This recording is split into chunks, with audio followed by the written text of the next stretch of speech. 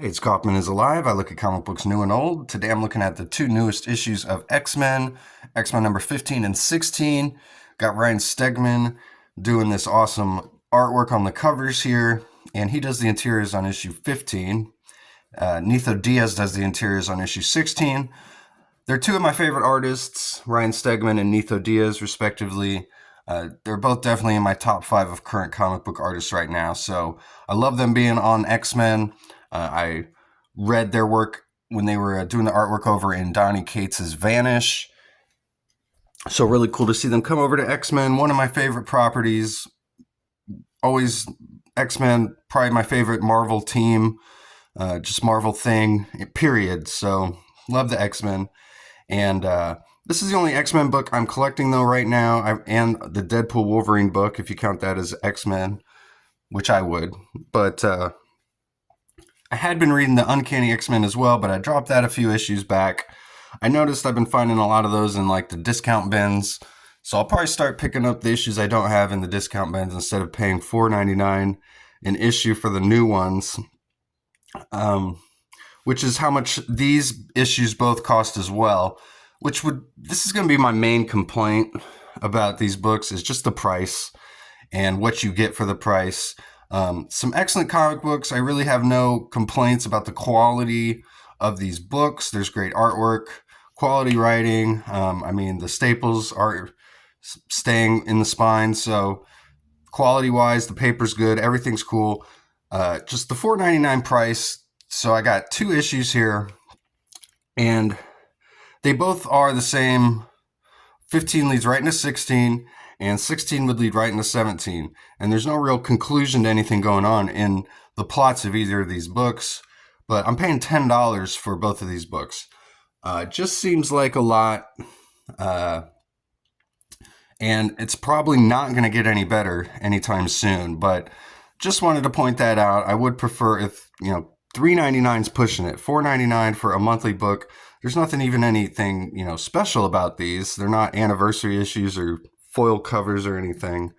So Marvel just has pushed itself to that $4.99 price point, and it doesn't seem like it's going to be looking back anytime soon.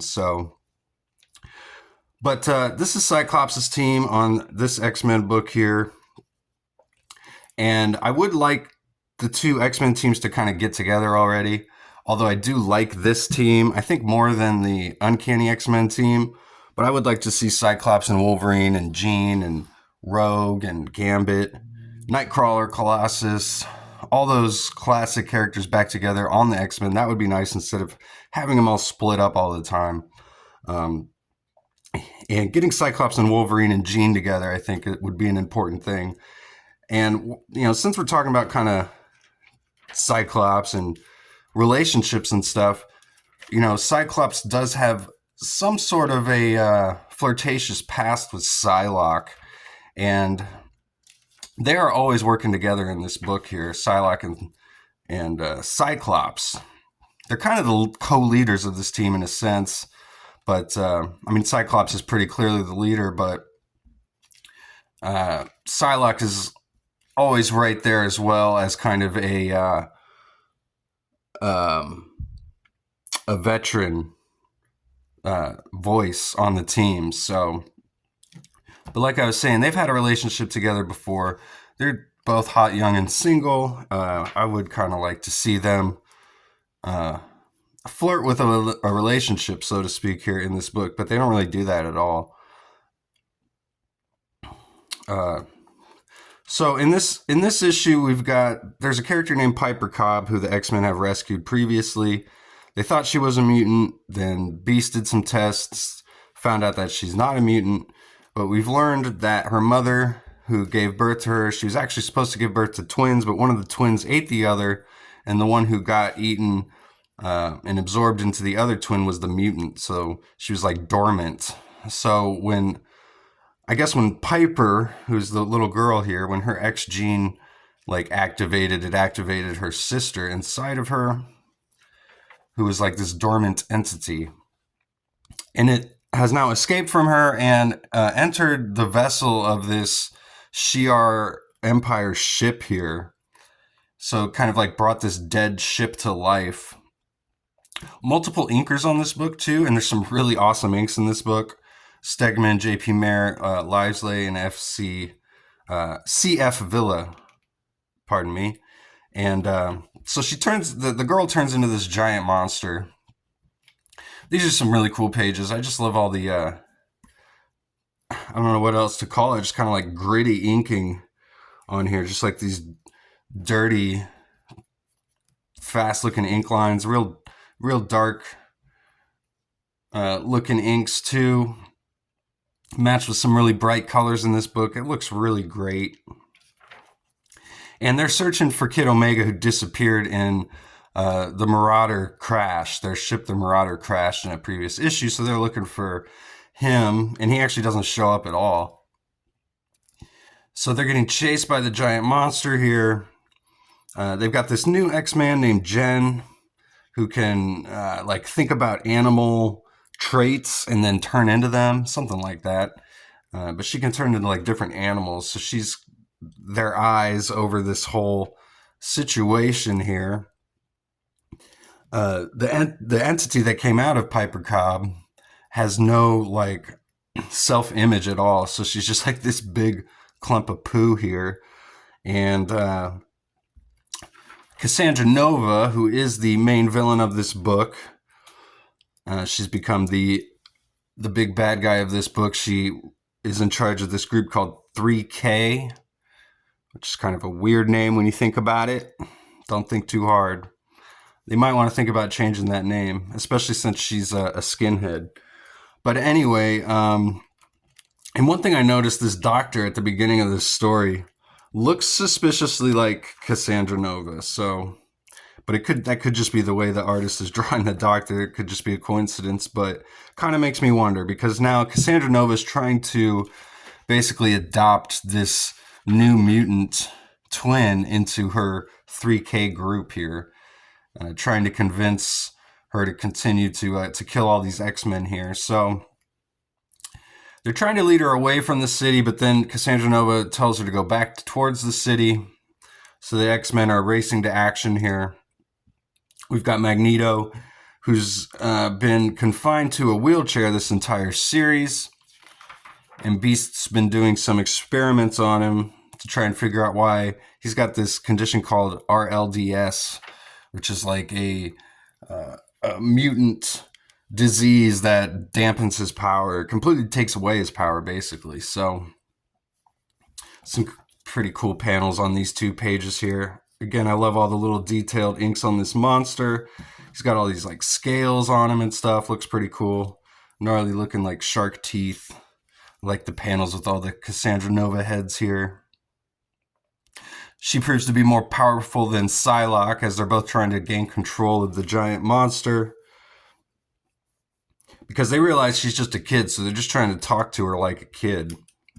Cyclops is trying to reason with her. You're a mutant, one of us. We can help you. That's what we do.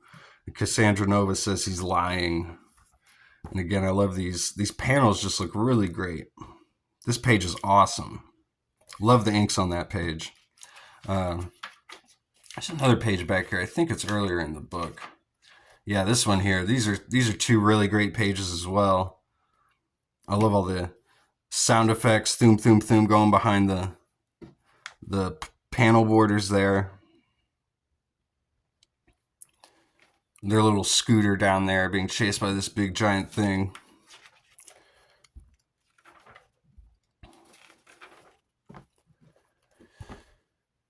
I like this panel as well. Magic, she just stands right up to the monster here with her giant sword. Some more, looks like some manga influence for sure in this whole book, along with the cover as well. It almost looks like some tentacle porn or something. Psylocke's even got a little camel toe there that the colorist drew in there. Crazy what you can get by editorial.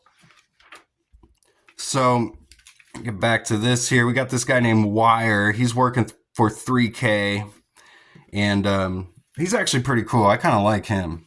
He reminds me of some like Jim Lee X-Men, Whilce Portacio X-Men villain or something like that. So he's pretty cool. He debuted a couple issues back. So we got the 3K guys. There's like three people sitting at this table, like in charge of this group here, which I guess maybe is why they're called 3K. We don't know much about them. They're shady. But Juggernaut's able to smash right through this monster, but the monster just reconstitutes itself. That's one of its mutant powers, is can like just control its own physiological makeup. So at that moment, they're confronted by this new group of X-Men. They say, we're the X-Men. This is actually Cassandra Nova's X-Men. So the debut of all these new characters here. I do like the designs on them. That they all look very unique. They have some interesting powers here. This guy kind of looks like a Juggernaut with like a straitjacket on or something, or a medical smock or something. But cool way to end the issue. I like the reveal of this new X-Men team here. We get them on the cover of the next issue.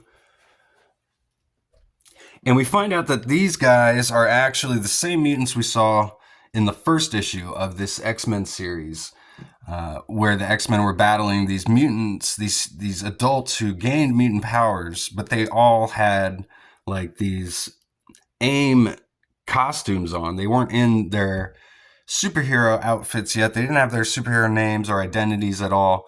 They just had gotten their powers, and they were all in these identical looking suits battling the X-Men.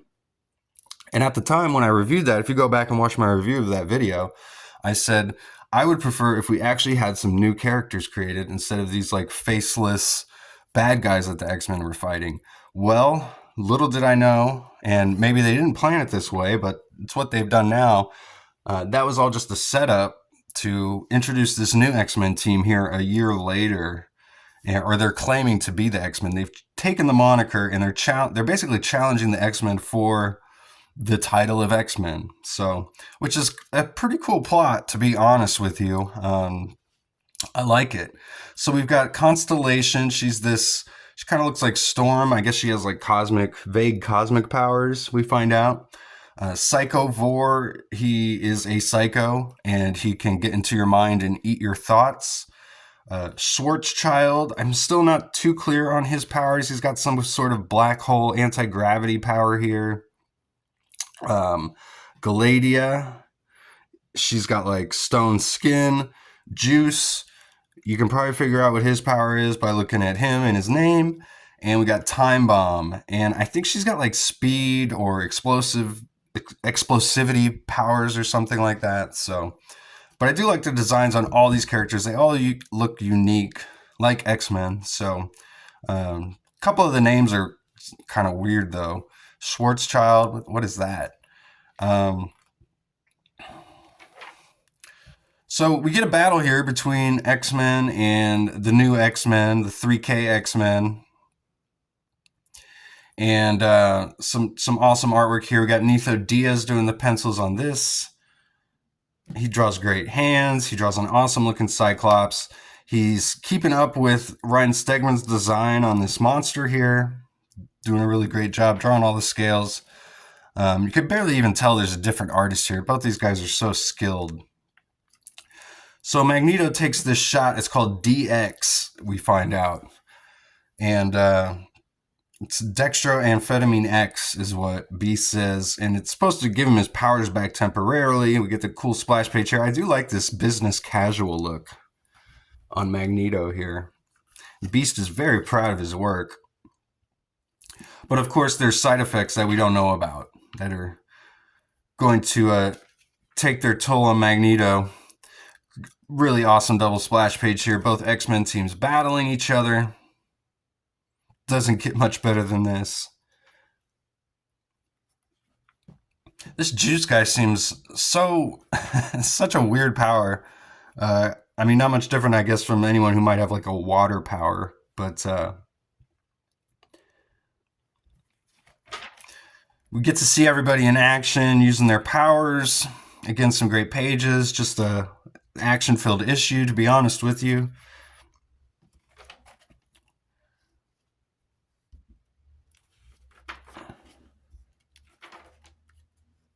So we see the Psycho Vor guy using his power on Psylocke to like eat her thoughts. I like this panel a lot.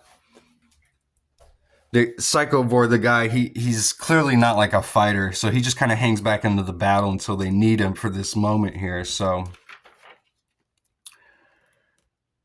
the Juice guy uses his juice to try and suffocate and drown Juggernaut here, but Juggernaut headbutts the other lady and breaks out of it.